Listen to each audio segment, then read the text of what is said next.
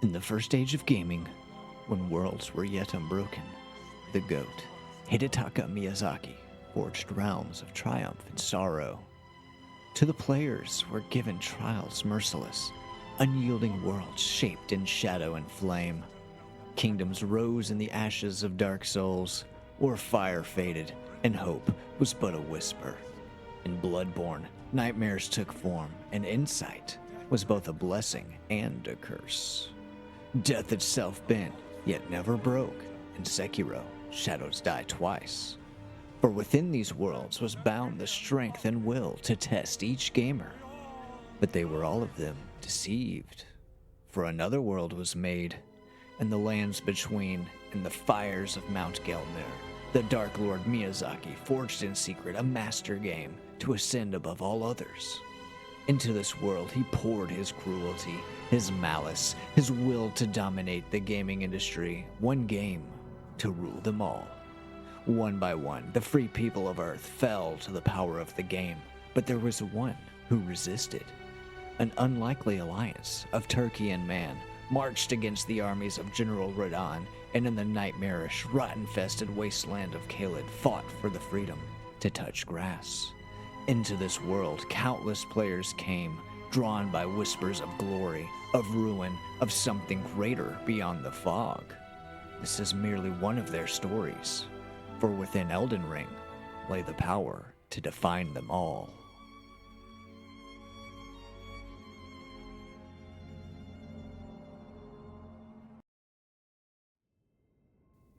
I had awakened in a darkened room, my trusty sword and shield at the ready.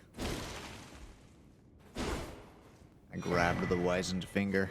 Its use I did not understand, but nonetheless, I took it. I opened the door before me, and stumbled about my items briefly before realizing I was in the Chapel of Anticipation. Walking as far as the path would take me, Grafted Scion appeared. With murderous intent in its eyes, it screamed at me, its weapons at the ready. Without hesitation, I launched my assault. This encounter would not bode well for me, however. My limbs grew weak after waking, my footing unsteady. I had the will to fight, but I did not have the skill to best the creature. I had been defeated, but I was not dead, merely dreaming. There was a woman astride a horse, mentions of a golden order, and an Elden ring. Of these things I did not know, though I was sure to seek them out. At least that's what she said, whomever she may be. Don't worry, Torrent. Fortune is on his side.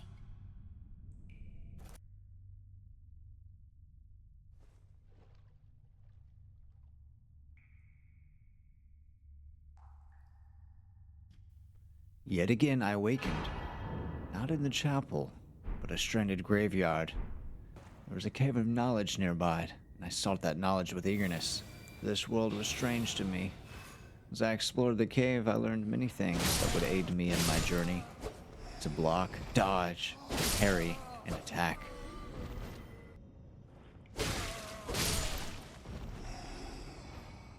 How to gather resources from the world and use my innate skills as a professor to assassinate my enemies. Passed by a small statue, a stake of America, and beyond it, a wall of fog. I entered the fog and was assaulted by a soldier of Godric.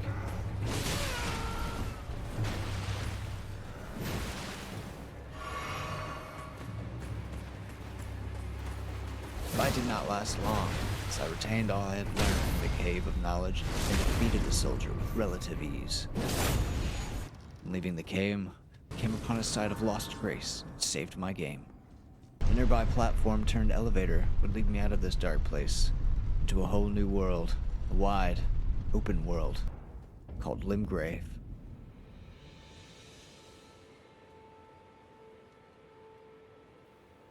Another side of grace was outside the door. A masked man named Bari stood nearby, and I spoke with him. Come to the lands between for the Elden ring? He had few words of encouragement, mostly insults. I was a tarnished and maidenless at that. You are maidenless.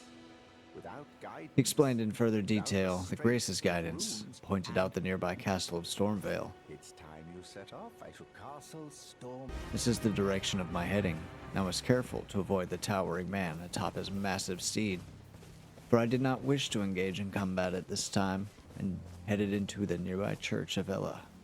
A man was there, beside a campfire, a traveling merchant named Kale. I had little currency on me, but I purchased a crafting kit nonetheless. It seemed a useful tool to have, and I would rather have it and not need it, than to need it and not have it. I left upon a well-trodden path. Seeing a few soldiers along its way, I would call upon my assassin's training and engage them, one at a time.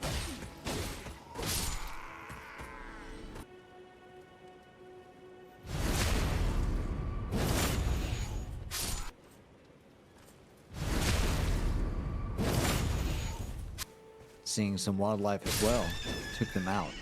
I would be hungry in time, and I hoped that their meat would give me subsistence. Now out of the woods, I happened upon some ruins, and yet another site of grace nearby. I went to the site in hopes to save my progress, and was confronted by a woman, Melina. I am Melina. She claimed to be a finger maiden, a servant of the two fingers meant to guide the tarnished, which I was. She offered to become my maiden, and I was desperate to have one. I would take her with me, to summon her by grace to increase my power in the world. I offer you an accord. Ah, another matter. I bequeath to you this ring. Before departing, she gifted me a spectral whistle, a tool that I could use to summon a steed. Torrent was his name. He had chosen me, and only time would tell if the creature had made the right choice. Treat him with respect.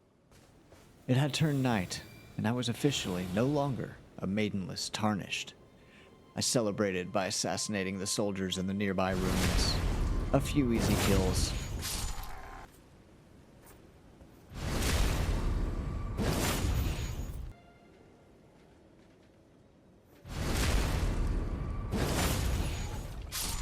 One tough guy with a shield gave me a hard time. He even brought backup, but it wasn't enough.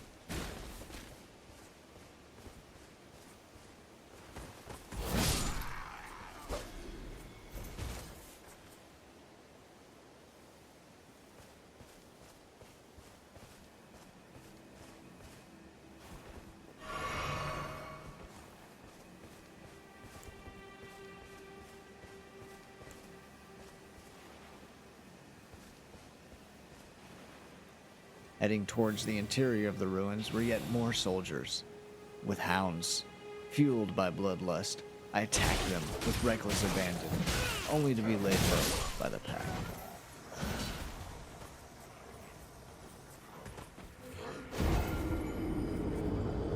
My first death was bound to happen eventually, but that wouldn't stop me. So I went back after reviving at the site of grace, assassinating the soldiers yet again.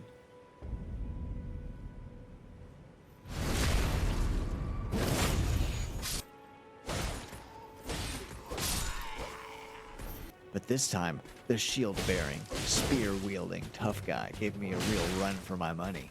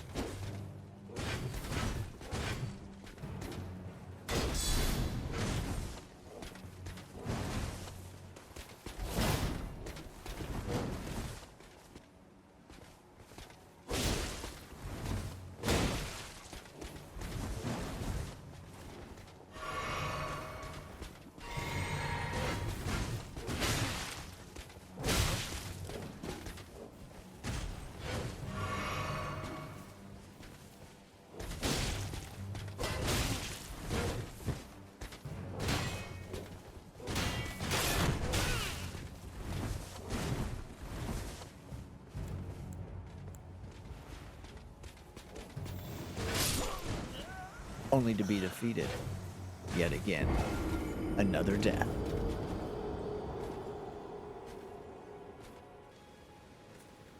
The taste of disappointment was bitter in my mouth. I recalled my training as a confessor and used my stealth to clear out some perimeter soldiers. One was guarding a chest that contained a flail. I took it despite not having any plans to use it. With the perimeter guards downed, I thought to assassinate the tough guy, but he heard me before I could use my sneaky magic. It wasn't stealth that would save me here, but a well-timed parry and riposte would leave him hurting enough for me to finish him off with a few swipes of my blade.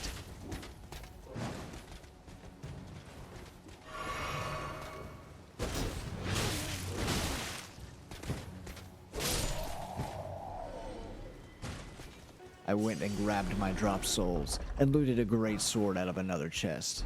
I healed and potioned up to take on the Interior soldiers, and with my assassin's magic I bested a man and his beast.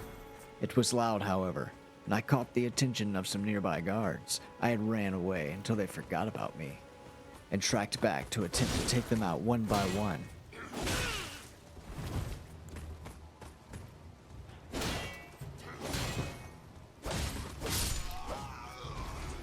His shield was annoying, and another guard must have heard our clash and came to assist, though he would perish as well.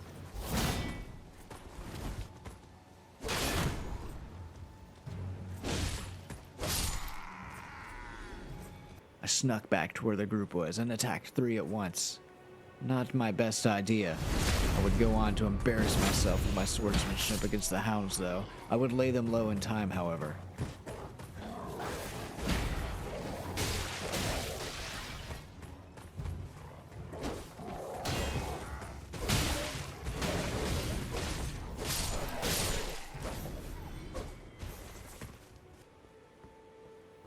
Stepping into the cellar to find a chest hidden behind a door. It contained a whetstone and a new ash of war. I didn't know what to do with them, so I headed out to activate yet another Site of Grace and took the time to level up just once. I would need more vigor if I was to continue this journey. I pulled out my map and saw that the Sites of Grace were pointing in a certain direction, and so I started to follow them. Mounting my steed and running up the hill, I was nearly murdered by a giant man hurling spears, and yet another soldier blowing a horn to call the cavalry. I wasn't planning on being here long enough to deal with them, however. I made it up the hill, this was Storm Hill, and kept traveling the path, as a pack of wolves had fallen from the skies. Oh dear, how is this even possible? I ran quickly to the Site of Grace, but the beasts were upon me. Only 2 of them, though. And so I searched for the others and found them staring at a wall. The perfect opportunity to finish them off. A ruined house was nearby. There was a lady with a red cloak, so I spoke with her. She told me about spiders and grafting body parts onto them. She was weird, but she taught me how to sit sideways, and that seemed acceptable to me. Continuing the conversation, she taught me how to also summon a friendly jellyfish spirit. I didn't know how or why I would use it, but I kept it nonetheless. Spirits look rather fondly upon you. It'll be glad of your company, I think, the little un. I activated the Site of Grace here and summoned my maiden Melina, who would proceed to tell me that the Grace is guiding me along a path to the Elden Ring. I must visit the Stormvale Castle and find a shard bearer, so I summoned my torrent and began along the path, only stopping to kill a dung beetle and learn its secrets. There were plenty of guards along the way, and a massive ballista that nearly killed me. And while I survived a blast to the face from it, I could not survive being jumped by the soldiers.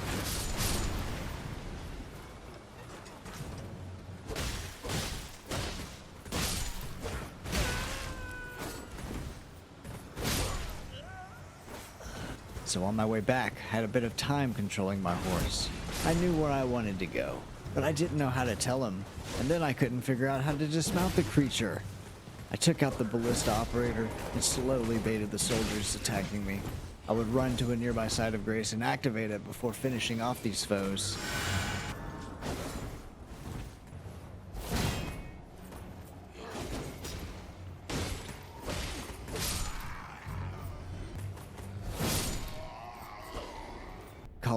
my maiden once again, but this time she told me that she was a liar and was not a maiden.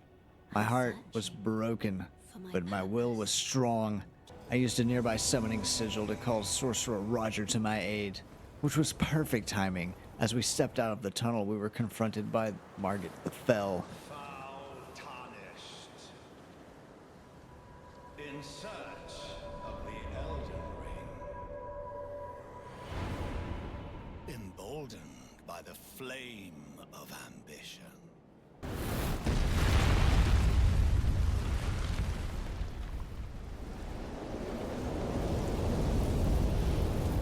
Someone must extinguish thy flame. Let it be Margit the Fell. Battle ensued, and Roger would start out swinging. With Margit focused on him, I would use my Ashes of War while I could, dealing as much damage as possible.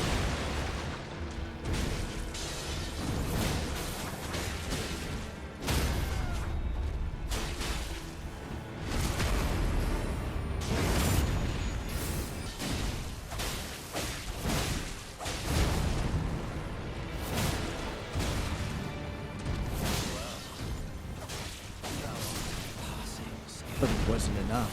Roger had perished, and with Margaret's attention fully on me, I would not stand long before this enemy and would die yet again.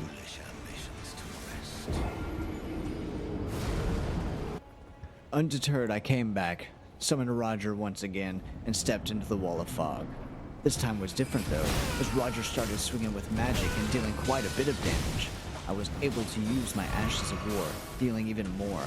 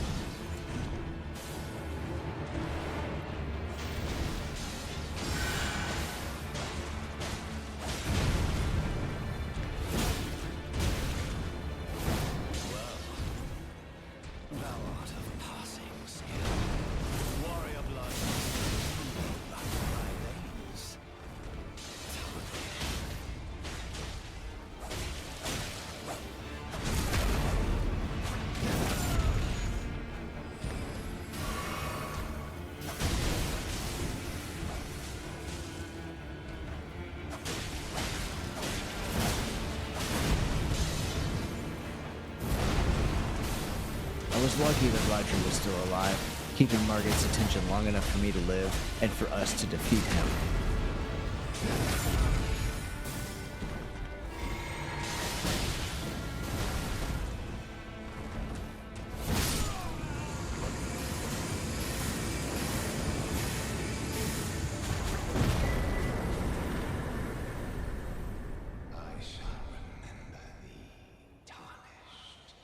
Stormvale Castle loomed menacingly before me, but before I entered, I decided to confer with Melina. She admitted this time that she had been testing me for what I did not know, but she grabbed me by the hand and took me to this round table hold, a magical place seemingly cut off from the world, supposedly housing some tarnished of great renown. I was welcomed with a not-so-warming welcome by a strange man, and another man, Dialos, who was searching for his companion, but I could not help him. By the way, have you met a young woman named Lanya on your travels? She's my servant, but fickle as the wind. Come to the round table. The priest in the corner, Corliss, wanted to know if I could see the guidance of grace, and he was pleased to know that I did indeed see it. He had magics to learn if I could afford it. I didn't have much, and yet still wanted to level up, so I bought only a healing spell and carried on my way. A room in the back would lead me to Fia, who asked me to lay with her. I had not the time to spare this day, and so left her sitting upon her bed. Some of your lively vigor and your stout-heartedness. Doing so will grant me the warmth of a champion, and you, I am sure, will bear a Baldakin's blessing. Do you think it vulgar, perhaps? Where I come from, it is a sacred act.